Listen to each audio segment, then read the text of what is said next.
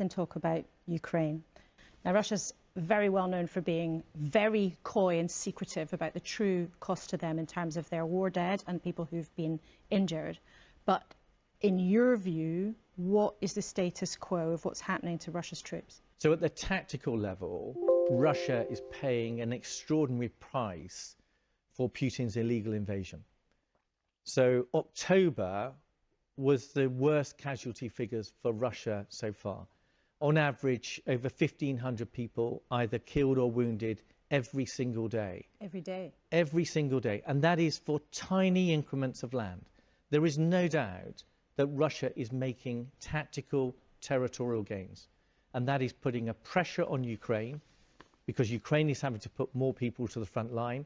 And Ukraine is also under pressure from the airborne attacks and the long-range missiles that are impacting on their energy infrastructure, which again hits the morale of the nation.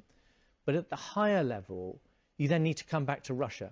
Russia is spending over 40% of its public expenditure now on defense and security. That's more than it spends on education and health combined. That's an enormous drain on Russia as a country. And yet, from the outside, looking at this, it looks like there is a horrific stalemate going on, where on both sides there are dreadful losses, innocent civilians being caught up in a war, and there is no sign of any breakthrough. But are you suggesting that Putin can't sustain this?